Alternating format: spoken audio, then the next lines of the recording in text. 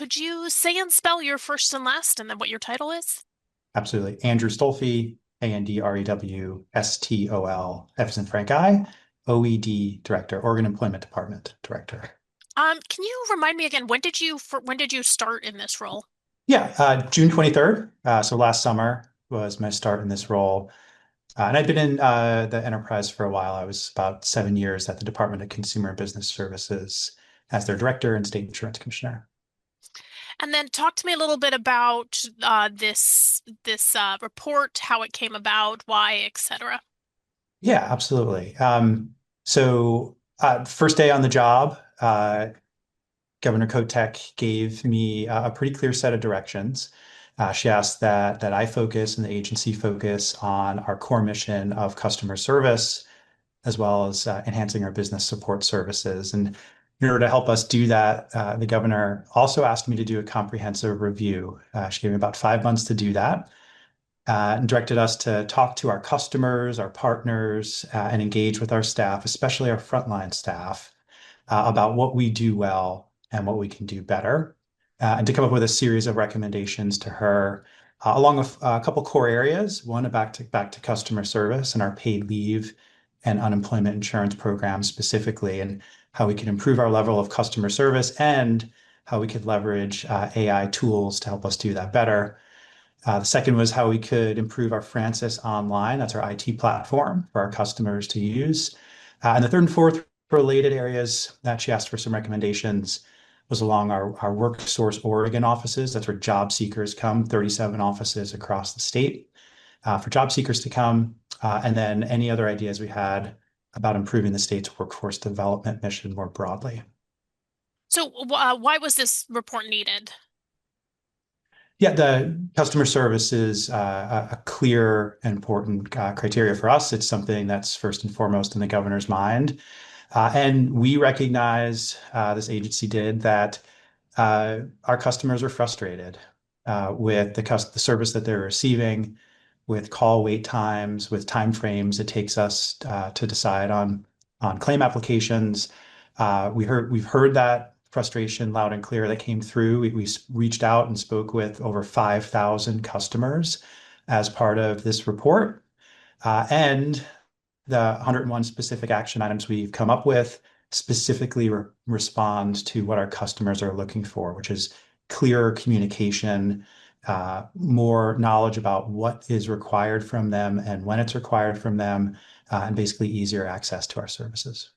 Can you talk about some of the results of those surveys, particularly when it comes to customers? What was the satisfaction level reported? Yeah, the customer satisfaction is nowhere near where we want it to be or where our customers want it to be. That's something we recognize, and why we put together these 101 very specific, actionable, and prioritized items in order to achieve better customer service. What was the report? What did it find in terms of customer satisfaction? Like, was there a percentage that it found? There are a couple different percentages that are reflected in the report. But substantively, what our customers are asking for is clearer communication and a better understanding about what is required from them at what stage in different processes. Where are you guys at right now in terms of how long it's taking to respond to calls on average? Yeah, for our unemployment insurance program, we are not quite at the target that we have. So our target for that, or one of our targets for that program, is to respond to 80% of calls in 30 minutes or less. And we're not at that target yet. But we have made some progress over the last year. If you compare July to January, the last July to this January to the 1 year prior, our call wait times have come down about 23 minutes, from about an hour and a half to closer to 1 hour. We're still not where we know we need to be. We're not where our customers want us to be, but we've made some progress over the last year despite seeing higher claim volume. And then in terms of the increase, if there has been an increase, is part of this due to, the recent increase in unemployment? We've seen a slow trickle up in unemployment numbers in the state, nationally as well.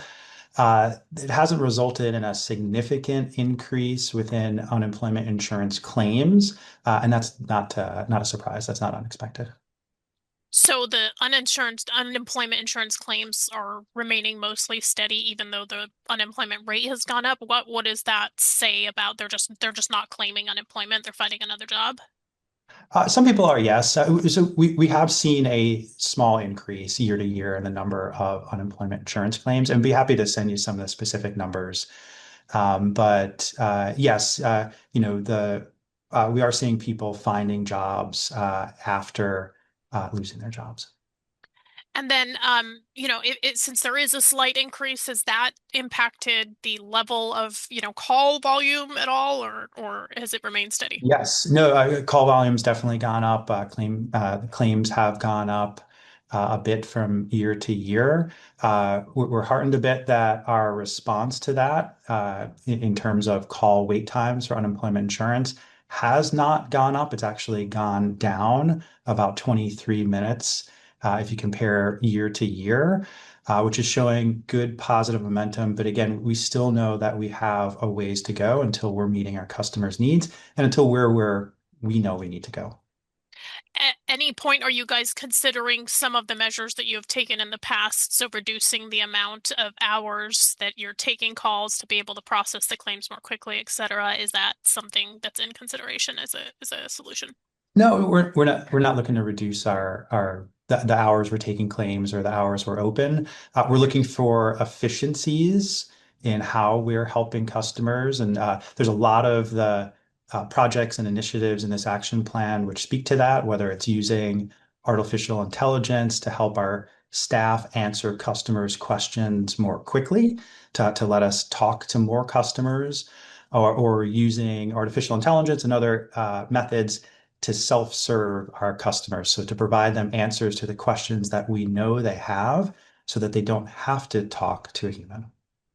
I have read the report, and some of the recommendations too is that in the future you guys also look at AI for potential adjudication, although it sounds like you're not ready to do that yet. At what point is that projected into the future? I know other agencies are already doing that in other states. Yep. That's something we're going to be exploring in the kind of short to mid-term. And importantly, we think there could be a tool to help prepare information and to prepare decisions for a human. We would never take a human out of the loop, so to speak, in making a decision, but we're looking for any and all efficiencies to help us make decisions quicker. In those efficiencies, how are you accounting for some of AI's known biases, for example, sexism or racism that has been coming up in various studies? Yeah, that's absolutely something we would be discussing as we're building out whatever tool it is. We still haven't found a tool that we would use for that. But kind of a different parallel, we're looking at an AI tool to help our staff in responding to customers, for example, and looking through all of our different handbooks and operating guides and FAQs. We've got dozens of different ones. They're all in different places. And when a staff member gets a customer question, they kind of have to know where to look and what question to ask. There's an AI tool that we're pretty close to being able to utilize, where we can put all of our guides into one place and create essentially a Google-like search function where someone can put a question in and get an answer, and importantly, get links to the resources where that comes from. So you're not just taking the AI's word, but we can see why that answer is coming up. Gotcha. So just making searchability for E- employees looking to e- solve a problem easier. Exactly. How Yes. soon would that be implemented? Yeah, well, we're actually looking and trying to be a leader across the enterprise in this. We're working really closely with the state's central enterprise new AI representative in this. We've identified one or two tools and are going through the last steps in order to pick one. We've talked to other states that have utilized a tool like this, we think once that tool is identified and selected, it does not take very long to essentially download all the documents, give it a couple instructions, and let it loose for staff to use. If you were to rough estimate when that might be launched, are we talking months? Are we talking half a year? A few short months. Okay. That's our goal. Okay. Yeah. How much do you expect that will streamline and make those calls easier for employees? Yeah, it'll certainly be a help, with it when a staff member only has to go to one place to find an answer to a common or repeated question. Well, highlight though, like that'll be one of many tools that we're looking to use to help our staff be more efficient and to provide customers with more information. We know it's going to take more than one tool. It's going to take many tools in order to help us achieve all of our customer service goals. One of the other ways I read that you're looking to use AI is to help customers better understand where their claims are at in the process. I know that's been a big point of frustration. People want to know, okay, what's going on? Am I missing anything? And they can't get those answers because they gotta wait a long time. What does that tool look like and how long will that take? Yeah, that's one of the most common questions we get on unemployment insurance and the paid leave programs is what's the status of my claim? So anything we can do to provide an answer to that question, so where someone doesn't have to talk to a human to get that answer, frees up our phone lines and our staff to answer questions that are more complicated. So we already have a static uh, customer journey map or customer journey experience for both programs that we're going to get out there pretty soon. We're looking to engage with some customers to make sure it's exactly what they would like to see. And then we're going to go through the process to identify a tool and work with our IT developer to make that a live status, kind of like a pizza tracker equivalent, so that customers can see exactly where they are in their claim. We're also looking at an AI tool for our phone system where people, when they call in, you hit a series of numbers and you can hear at that point as well what the status of your claim is. One of the things that I was talking to some of the people who were filing these claims and that were encountering frustration about was that they were able to see some level of status in their Francis Online system, but that status then was not actually reflecting some of the issues that may be going on in adjudication. Is that something that's being fixed? Because it seems like if you were using AI to tell people better tell them their status, it would depend still on whether the computer is accurately reflecting the intricacies of that status. Yeah, the accuracy and clarity of all of our communications is one of our top initiatives. We're actually going to be looking at every letter, every FAQ, every application that we have, and making them clearer, more accessible, and more easily understandable. We don't want to be creating questions in anything we're putting out. We want it to be clear so that everyone knows what's expected from them, what they can expect from us, and how long things will take. So how long do you think that process will take to get things more Mhm. fluid in that way? Yeah, it's going to be a kind of a tiered or staged process. So we've got more than 1,000 letters and other communications that we're going to take a look at. So we're going to first identify those that maybe create the most questions or those that are seen by customers the most, and then in batches go through those, revise them. We're going to use an AI tool to help speed that up to create kind of a new first draft that then a small group of staff would go through, make sure it's legally accurate, of course, and as clear as can be, and then process those and get those updated, and then start on the next batch and get through this as quickly as possible. Overall, it'll take some time to get through 1,000 plus, but we're going to prioritize those that'll have the most customer impact first. When will customers start actually seeing some of those new forms? Within a few short months, we've actually already even made some changes to our system to clarify things. For example, it sounds simple, but we've already seen some benefits of this, having an email reminder to customers that they have to go to our WorkSource Center and complete an RESEA assessment, because kind of an in-person interview assessment. It's something that's required for all unemployment insurance claims. It's referenced in the first letter, the first packet of information someone gets. But we recognize that our rate in which people are showing up for those appointments was not as high as it could be. We realized that that was pretty understandable. It was the first packet of information. It was one of a lot of bits of information that people were receiving. So it's kind of easy to lose track of. So by sending one separate follow-up reminder, and this was just about 2 months ago, we've done that. We've already seen a pretty big increase in individuals showing up for those appointments. In terms of, I know one of the lengthier processes can be the adjudication process. Are there measures that are applying to that process as well?